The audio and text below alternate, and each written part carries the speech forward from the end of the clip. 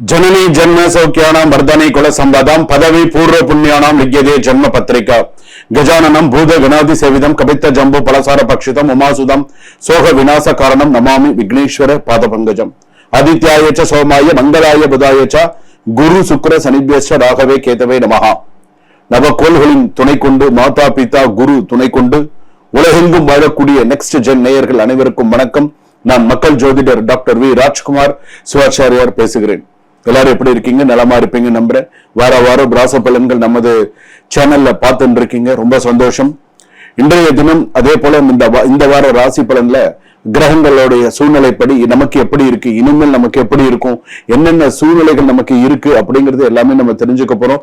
ஏன் இந்த வாரம் இந்த ராசி பலன்கள் சொல்லணும்னா, இந்த கிரக நிலைப்படி நமக்கு ஏற்றம் இறக்கம் இருக்கும், அப்டவுன்ஸ் இருக்கும். இந்த வாரம் நடக்கும்னு இருக்கும், சில நேரத்துல நடக்காது, சில நேரத்துல பாத்தீங்கன்னா திடீர்னு நமக்கு ஏதாவது ஒரு வாய்ப்பு வரும், அது தட்டி போகும். சில நேரத்துல ஏதாவது ஒரு சில விஷயங்கள் நல்ல விஷயங்கள் தேடி வரும், அது அப்படியே நடந்துரும். நம்ம எதிர்பார்க்காத விஷயம் ஏதாவது ஒண்ணு நடந்துரும். இது ஆணுக்கும் பொருந்தும் பெண்ணுக்கும் பொருந்தும். அப்போ மேஷ ராசியிலிருந்து மீன ராசி வரையில பரியந்தம் எப்படி இருக்கு, நமக்கு நல்லா இருக்கா, நம்ம இந்த வாரத்துக்கு சுவாமி என்ன சொல்லியிருக்காங்க, சோ எதுல பிளஸ் எதுல மைனஸ், என்ன பண்ணணும் என்ன பண்ணக்கூடாது, அது வேலை விஷயமா இருந்தாலும் சரி, தொழில் விஷயமாக இருந்தாலும் சரி, எந்த ஒரு குடும்ப விஷயமாக இருந்தாலும் சரி, எதை சொல்லணும் எதை சொல்லக்கூடாது, எதை பண்ணணும் எதை பண்ணக்கூடாது, கரெக்டா தெளிவா இருக்கணும். இன்னைக்கு அப்படியெல்லாம் இருந்தாதான் சிறப்பு, அப்படி இல்லைன்னா சிறப்பு கிடையாது. சோ சில விஷயங்கள்லாம் நீங்க பாருங்க, எப்படி செய்யணும் எப்படி இருக்கணும் அப்படிங்கறத சில விஷயங்கள் நீங்க பாருங்க, பார்த்துட்டு ஒரு விஷயம் நீங்க பண்ணுங்க. அப்பதான் அதுக்காக தான் இந்த ராசி பலன்கள்லாம் சொல்றது. சில பேருக்கு சுவாமி நீங்க சொல்றது அப்படியே எங்களுக்கு பழிக்கிறது, நீங்க சொல்றது உங்களுக்கு ஏதாவது டவுட் இருந்தா இமீடியட்டா கீழே டிஸ்கிரிப்ஷன்ல நம்பர் இருக்கு, இமீடியட்டா கால் புக் பண்ணி உடனே ஒரு சுவாமி கிட்ட நான் பேசணும் அப்படின்னு சொல்லி உடனே நீங்க என்கிட்ட ஒரு அப்பாயின்மெண்ட் பிக்ஸ் பண்ணி நீங்க பேசுங்க.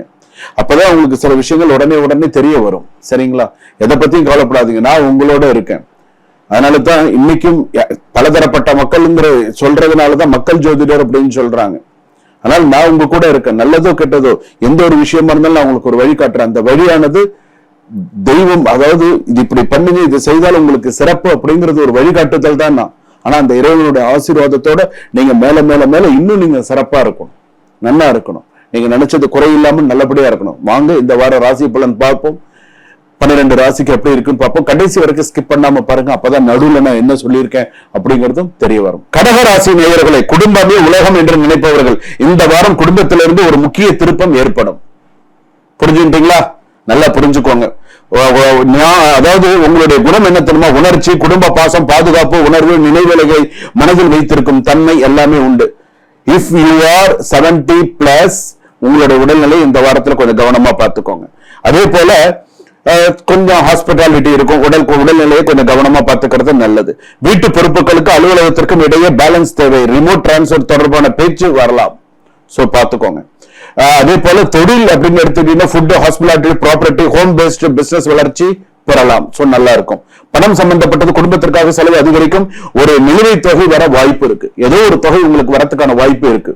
பணம் டக்குன்னு ஏதாவது ஒரு விஷயத்துல வரும், சோ கவனமா இருங்க, பணம் கண்டிப்பா வரும். அதே போல ஒருவர் சம்பந்தமே இல்லாமல் உங்ககிட்ட தேவையில்லாம சண்டை போட்டு சாபம் கொடுத்துட்டு போயிடுவாங்க, பாத்துக்கோங்க. சம்பந்தமே இல்லாம ஏதோ ஒரு எப்பயோ நடந்த ஒரு விஷயத்தை தேவையில்லாம கலரி சண்டையை போட்டு ஒரு பிரச்சனை பண்ணி ஏதோ ஒரு அசுபமான வார்த்தைகளை சொல்லிட்டு போயிடுவாங்க, கவனமா இருங்க. யாரா இருந்தாலுமே ஒரு கை நீட்டுற அளவுக்கு கவனமா இருந்துக்கிறது நல்லது. கணவன் மனைவி அப்படின்னு எடுத்துக்கும் போது பழைய மனக்கசப்பு மீண்டும் பேசப்படலாம், ஆனா தெளிவுபடுத்தும் வாய்ப்பு கிடைக்கும்.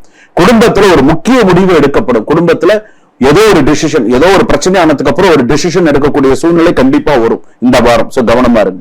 திருமணம், குடும்பம் பார்த்து நடத்தும் திருமண முயற்சிக்கு சாதகமான நகர்வு உண்டு. மன அமைதியை முதன்மையாக வைத்து முடிவு செய்ய வேண்டிய காலம். மறுமணம் செய்ய போறீங்களா?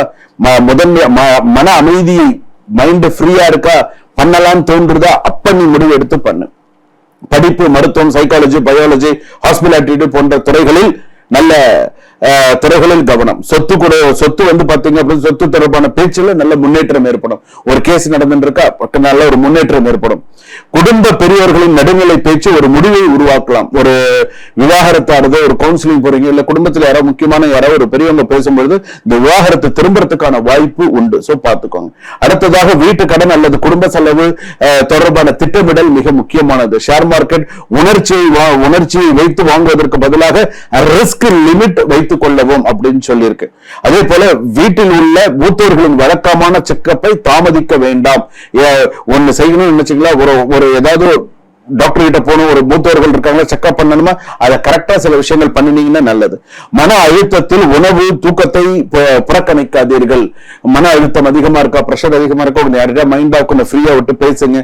தூக்கத்தை புறக்கணிக்காதீங்க. கொஞ்சம் அதெல்லாம் கொஞ்சம் பார்த்துக்கோங்க. ஏன்னா கடகராசி பொறுத்த அளவுக்கு நீங்க உங்களுடைய வழிபாடுகள் மற்ற விஷயங்கள்லாம் சரியா இருந்தா கூட இந்த வாரத்துல அப்படின்னு எடுத்துக்கிட்டீங்கன்னா வியாழக்கிழமையில விரதம் இருங்க. வியாழக்கிழமை முடிஞ்சா ஒரு பொழுது விரதம் இருந்து முடிஞ்சா அம்பாளுக்கு எந்த உங்க ஊர்ல இருக்கக்கூடிய எந்த அம்பாள் இருக்கோ அந்த ஒரு நெய் தீபம் ஏற்றி அம்பாளை மனசார வழிபாடு பண்ணுங்க. அடுத்தடுத்து உங்களுக்கு சிறப்பான ஒரு செய்திகள், நல்ல செய்திகள் வரும். நான் சொன்ன விஷயத்தை எல்லாமே கவனமா வச்சுக்கோங்க. நான் இருக்க உங்களோட கமெண்ட் பண்ணுங்க. உடனே உங்களுக்கு நான் உங்களோட அப்பாயின்மெண்ட் எடுத்து நான் உடனே உங்ககிட்ட பேசுறேன். உங்களுடைய ப்ராப்ளத்துக்கான சொல்யூஷன்ஸ் நான் சொல்றேன். நீங்க கவலைப்படாம தைரியமா இருங்க. நான் உங்க கூட இருக்கேன். நீங்க கவலைப்படாதீங்க. சரியா? நன்றி.